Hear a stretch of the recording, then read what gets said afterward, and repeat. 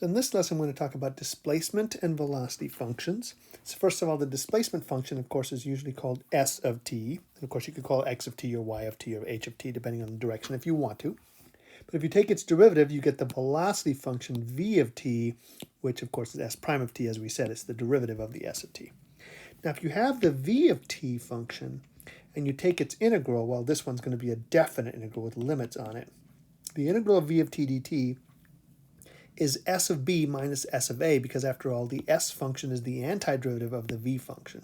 So this is just your fundamental theorem of calculus calculation. Well, that becomes the change in position or the change in displacement from t equals a to t equals b. Sometimes it's just called the displacement from t equals a to t equals b. So that's what is going on over here. The final position minus the initial position is just what you get by integrating the velocity from a to b. So, and that should make sense because the derivative of displacement give you velocity. The integral of velocity should give you back displacement, of course, which you've got two numbers on there, the limits of integration. That gives you a change in position. All right, so the displacement or the change in position between t equals a and t equals b, again, we said was equal to s of b minus s of a, or in other words, the integral from a to b of v of t dt. Now, here's a scenario I want you to consider. Let's say I drive my car, let's say 10 miles, and we'll say 10 miles in the, let's say, west, so that would be like the negative direction to get to work in the morning. And then after that, I turn around at the end of the day and I drive 10 miles back east. That's now in the positive direction to get back home. So ultimately, my displacement for the course of the day is nothing. I left home and then I returned home. So if I do the position at the end, that's home. Position at the beginning, that's home. If I subtract them, I get 0. So I basically went nowhere. And that's because the velocity function included direction, included positives and negatives based on whether I was traveling west or east. So in the morning, when I was traveling west to get to work, my velocity was technically negative. And then when I got my displacement, if I just did the morning commute, that would be a negative 10 mile displacement. And then in the afternoon, when I came home, it was a positive 10 mile displacement, which canceled out with the negative 10 that I had done in the morning. So ultimately, my displacement was 0. However, the odometer on my car does not think I went 0. I certainly used the car. In fact, it'll say I went 20 miles. So that's the total distance traveled between t equals a and t equals b, where all motion is considered positive motion. So we have to take into account the fact that the velocity could include some negatives as well. So how do we work it out so that we get the total distance where everything is counted as positive? Well, there is a function we have that changes anything we want and just basically forces it to give its positive version, and that's absolute value. So really, the total distance traveled, it's going to be the integral from a to b, and instead of doing velocity function, we're going to do the absolute value of the velocity function, and then dt. And that way, what happens is, whatever the velocity function is doing, any negative velocity is going to count as a positive velocity, and so when you accumulate this integral, everything adds up. There's no canceling going on when you do the integral. Now, of course, the absolute value function doesn't have an integral, so at least not one formula that we're aware of. So in order to figure it out, we're going to have to do a little bit more work. However, the calculator can handle absolute value no problem. So if you have a calculator problem and it's all about total distance traveled, sometimes they'll just say distance traveled, but it's not displacement or position. Then you need to do the integral of the absolute value of velocity if you can use your calculator. Now, I'll give you an example where you can't use the calculator, and then it's a little more complicated, but I'll show you what to do when we get there. All right, here we've got the velocity versus time graph for a train, and it's illustrated in the graph below. And we want the total distance traveled by the train. Well, all of this velocity is positive. It's all above the t-axis, all positive velocities. So they're all going to count positive, so we don't have to worry about absolute value or anything like that. We can just calculate this total distance traveled with what we have so far. Now, we know that the total distance traveled, well, let me go ahead and write the formula. It's going to be the integral of the absolute value of the velocity function. Again, in this case, between t equals 0 and t equals 0.6. But again, the absolute value doesn't really matter. So it's really because the velocity was positive everywhere. So it's really just the integral from 0 to 0.6 of the velocity function, dt, in this particular case. Now, to calculate this, I don't have a formula here. However, I have a diagram. And if you remember, an integral just calculates the area between that function and the x-axis, assuming that function is above the x-axis. It's literally just calculating area. If the function were below the x-axis, then that area would be counted as negative, which is why this absolute value is necessary. So I just need to find the area of this region. I'm going to break it up into small pieces. Break it up this way. There, there, there, and there. So I can do a triangle, a rectangle, a trapezoid, a rectangle, and a triangle. And all I need to do now is find each of their areas. Be careful with these decimals here, though, when you're calculating area. So if we're going, and the other thing that's important is that there's kilometers per hour and hours. So the units for time are the same. If they were not, we would have to adjust because that gets you in trouble. Okay, so the area of this one, well, is the area of a triangle. So that's going to be, let me write the word distance, is going to be 1/2. The base of the triangle is 0.1, and the height of the triangle is 50. Plus, now this is a rectangle. Well, it's just length times height. So in this case, 0.2, because it's 0.1 to 0.3 is distance of 0.2 times 50. Plus, now this is a trapezoid, which you can either do as a trapezoid or cut it as a triangle and make a triangle and a rectangle, but I'm going to do it as a trapezoid. This is one base, this is another base, and the height between them is this way. So if you remember the formula, 1/2 base 1 plus base 2, which in this case is 50 plus 30, and then times the height, which is now 0.1. Now again, I treated the base 1, base 2, and height sort of slanted or sideways in this case to make it work. Now this is a rectangle, so 0.1 times 30.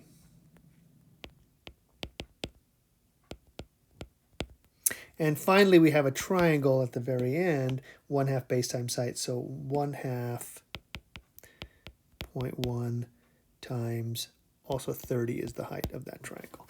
And so basically at this point, it's just a matter of calculating all these values.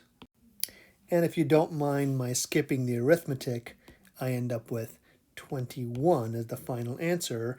And of course, this is a distance. That's what this calculates. So 21, the units here for distance are kilometers. So the train travels a total distance of 21 kilometers during this time. Now, if any of these velocities were negative below the x-axis, we would continue to calculate area, but we would remember that anything underneath the x-axis is going to be forced to be positive because we have to do absolute value of v of t. So we would add on those areas as on top of the ones that we had over here. It's kind of like when we did the area between curves or between a curve and the x-axis. Anything below has to get treated as positive by taking the negative of that integral because that integral is going to create a negative number. So keep that in mind as you move forward. All right, a particle moves in a straight line with velocity v of t equals t squared minus 3t plus 2 meters per second. Find the times when the particle reverses direction. So, the particle is going to reverse direction by stopping first. Stopping means the velocity is equal to 0. This is the velocity. So I need to make this equal to 0. So let's do that. V of t equals t squared minus 3t plus 2 equals 0. That becomes t minus 1 times t minus 2 equals 0. So t equals 1, t equals 2.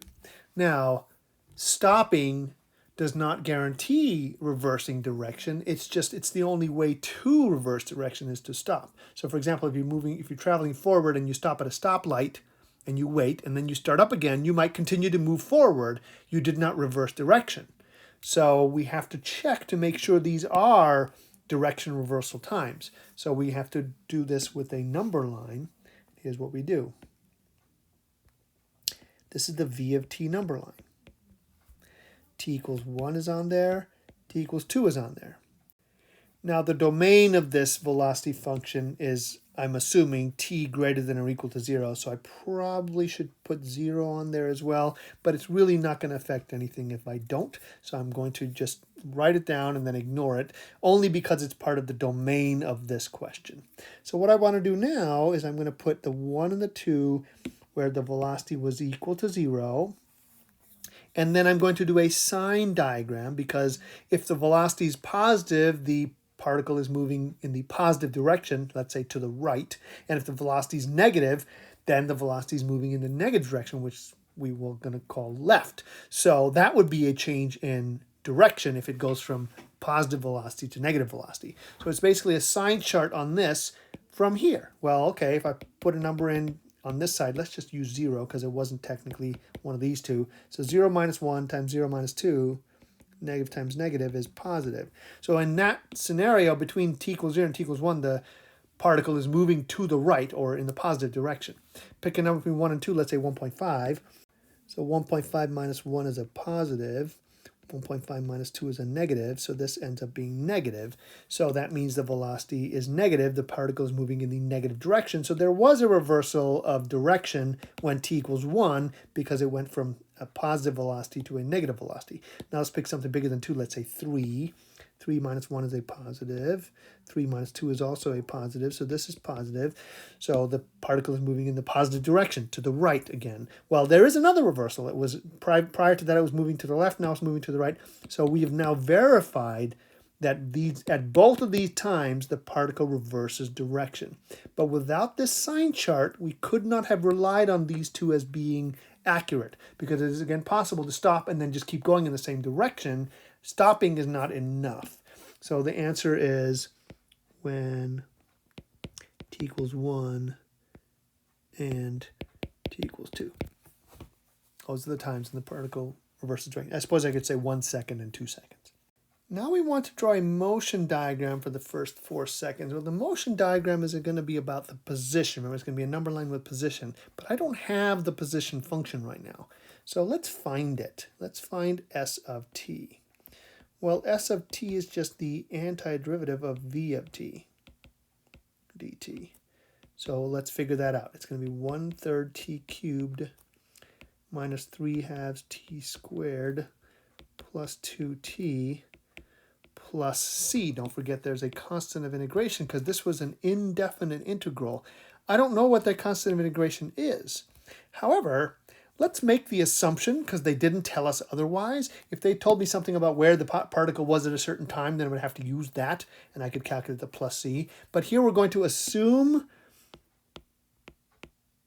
that the particle is at the origin when t equals 0.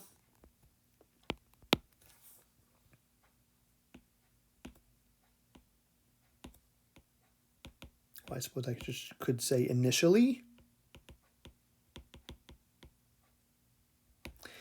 i.e.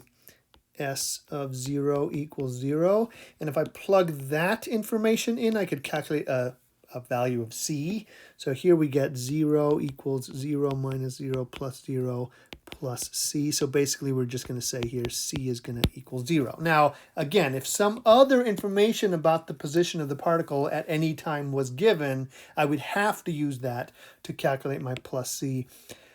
But because that was not given, we just made a convenient assumption, which is that at time 0, the object is at position 0. It just makes our lives easier. And then I calculated c anyway, using those numbers. All right, so now I have my s of t function. Let's say s of t equals 1/3 t cubed minus 3/2 t squared plus 2t, and there's no plus c because it was 0. Now, if I want the motion diagram between t equals, well, the first 4 seconds, that means t equals 0 to t equals 4, there are 4 numbers in this particular problem that I need to worry about. T equals 0, which I already figured out, s of 0 equals 0. T equals 4, which will be at the end. And then t equals 1 and t equals 2, because those are places where the particle does something interesting, in this case, reversing direction. So I need to figure out s of 0, s of 1, s of 2, and s of 4. So, of course, s of 0 we know is just 0 because we figured it out earlier. In fact, we assumed it. S of 1, well, that is what we get when we plug 1 in here. And if you were okay with me doing the arithmetic, or technically looking it up on the textbook, I get 5, 6. But again, you would have to calculate that by plugging 1 in over here. Now I'm going to do S of 2, and again, I'm going to cheat just to save time. I do a whole bunch of calculations by plugging 2 in there, and we end up with S of 2 equals 2/3. And finally, S of 4 is also relevant, and I will cheat one last time, and I'm going to get S of 4 equals 16/3. So those are the locations of the particle at the interesting times for our motion diagram. At the beginning, at the end, and at the 2 points where the particle reversed direction. So now I'm ready to draw my motion diagram, which again is a number line. Notice that all of these locations were positive or 0, so I'm just going to start my 0 way over here, and then my 16/3 is going to be way over here. So here's my 0, and then here's my 16/3. And then I'm going to put my 5, 6, let's say somewhere over, let's say here. And 5, 6 is a little bit bigger than 2/3 because 2/3 is 4, 6, so 2/3 is to the left of that. And again, this is a sketch. You don't have to get the scale quite right. A sketch will do. And now we need to think about what the motion of this object is doing. Okay, I forgot actually. I have to label this S of t. All right, so what is the object doing? Well, it starts at time 0 at the location 0. And then we moved in the positive direction until we hit 5, 6 on the axis, and then we turned around, and that happened at t equals 1. I suppose I should label this one t equals 0. And then we moved in the negative direction until t equals 2, and at that point we were at 2/3. So we moved in the negative direction until we hit 2/3, and we turned around again. And that happened at t equals 2. And then we move forward until 4 seconds, and that's where we reach the 16/3. So that's t equals 4. All right, so I've now got all the information I need on my motion diagram except for one thing, which is the arrows indicating the direction of motion. There, there, and there. So that is the motion diagram. Now, once again, in order to have the motion diagram, I needed the position function. So I need to take the antiderivative of the velocity function, and then I needed to calculate what that constant integration was. Because I didn't have any information about the location of the object at any time, I just made one conveniently stating I'm assuming the particle at the origin initially, just so that everybody knows what I'm doing by saying S of 0 equals 0. And then I calculated C, which of course was 0 in this case. And then I used that function to calculate coordinates for the interesting times, the beginning, the end, and any time anything interesting happens, for example, the particle reversing direction. Now there's a little bit more to this problem, which is going to be on the next screen. I've copied the relevant information, and we're going to go from there. All right, so here's the relevant information. Here's the v of t function. Here's the sign diagram for v of t. And here's the s of t function that we discovered. The first question is to find and interpret the integral from 0 to 4 of v of t dt. So the integral from 0 to 4 of v of t dt is, well, the antiderivative is this thing over here. So 1/3 t cubed minus 3/2 t squared plus 2t evaluated between 0 and 4. So I plug in my 4 and I plug in my 0. So 1/3 4 cubed minus 3/2 4 squared plus 2 times 4 minus, and then I'm going to plug a bunch of 0, 0, 0, 0. So just 0. And we actually did this calculation already on the previous page. It was 16/3. Okay, so what does this mean? Well, if we're just integrating the velocity function from 0 to 4, that is a displacement. So the displacement, or the particle, is displaced 16/3 units during the first 4 seconds.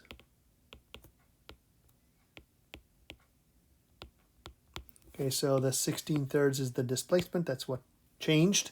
The first 4 seconds is because we went from 0 to 4. That's what we were calculating. If you think about it, this is just S of 4 minus S of 0, where it was at the end minus where it was in the beginning.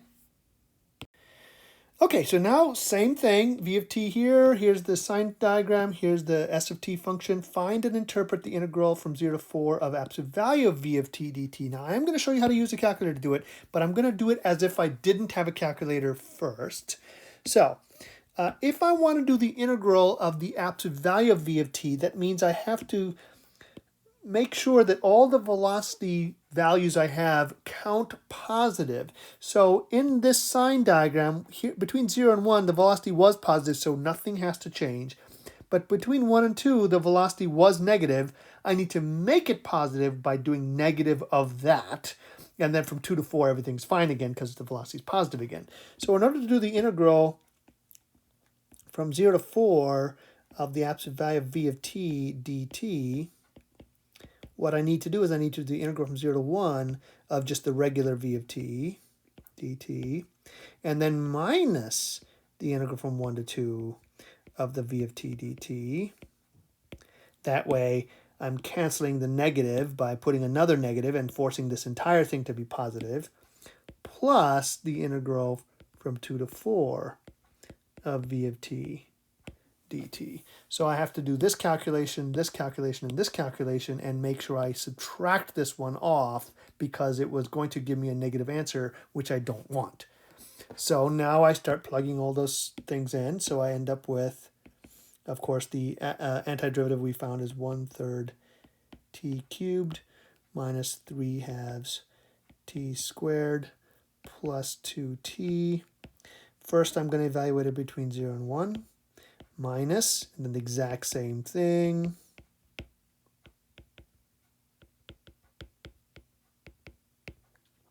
And evaluate between 1 and 2.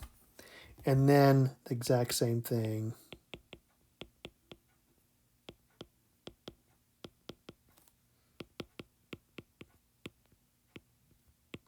Evaluated between 2 and 4. Now again, this part is being subtracted. So I got to plug in my 1 and my 0, my 2 and my 1, and my 4 and my 2. So luckily there's some repeat, so once I've got one of them I can just reuse it. So plugging in 1, and we did this on the previous page, we plugged in s of 1, and we ended up with 5/6. So I'm going to do that quickly if you don't mind. And then minus, when you plug in 0, we got 0. So this calculation over here was what we got by doing this, evaluating between 0 and 1. Minus, now we plug in 2, and when you remember when we plugged in 2, we get 2/3. And then minus, when we plugged in 1, we get 5/6. So that's what we get by plugging the 2 and then the 1, and then subtracted. And then, of course, we're subtracting that calculation off. Now, this number is going to be negative because that's 4/6 minus 5/6, negative 1/6. Makes sense. We were having motion in the negative direction. The displacement during that time should have been negative, right? So that makes sense. And then plus, now when you plug in 4, well, we got 16/3. We plug in 2, we got 2/3. So now we have to calculate all this. Well, that's going to be 5/6 and then minus 0, and then minus, and then this is going to be negative 1/6, and then plus 16/3 minus 2/3 is 14/3. And so, of course, 5/6 minus negative 1/6 is 6/6, which is 1. 1 plus 14/3 is 17/3. So the total distance traveled here, which is what this is calculating, was bigger than the displacement, which makes sense. So we should interpret this.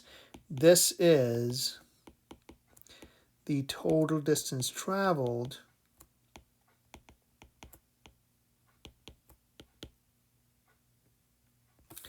during the first 4 seconds.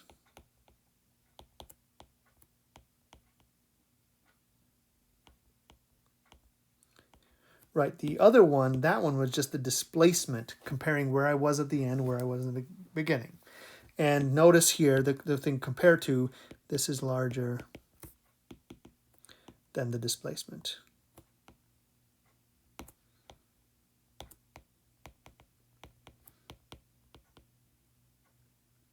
Which is what this calculates displacement.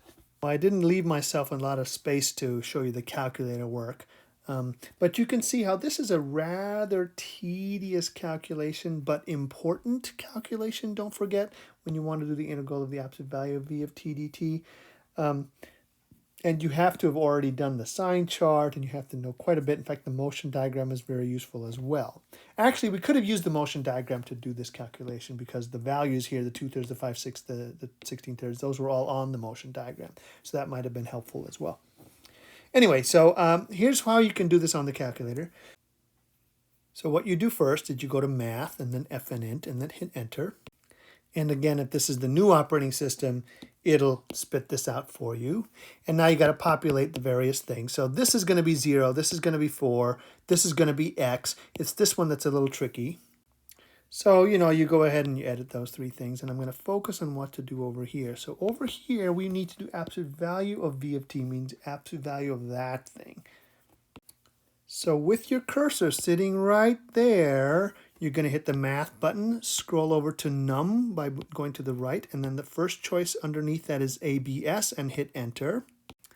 So again, if you're in the new operating system, the calculator should now display this with now your absolute value symbols, and then your cursor sitting there. Inside that, you're going to do x squared minus 3x plus 2. Until your calculator now displays this, and then you can hit Enter. So the calculator, of course, is going to give you this decimal, which I didn't write here as a decimal. I wrote it's a fraction, so you can again change it to a fraction by hitting the Math button and then selecting the very first thing, which is arrow FRAC, and then hitting Enter. And then you should get 17/3. Now, if you have the old operating system, I'm going to display what the old operating system will look like over here, but I'm going to assume you're going to use the exact same keystrokes as I said over there. So it should have said FNInt, open parentheses, ABS, open parentheses, x squared minus 3x plus 2, close parentheses, comma x, comma 0, comma 4, close parentheses, and then you hit Enter, and it gives you that 5.666667, and then math arrow fraction to get you the 17/3. So that's what the syntax will look like if you use the calculator. And of course, the work to be shown for using the calculator, assuming it's available, is literally write the integral you're going to integrate and then write the answer. And if you want to do it as 3 decimal places, that's fine, 5.67, or if you want to convert to a fraction in this case and get 17/3, that's also okay. And that's the end of the lesson.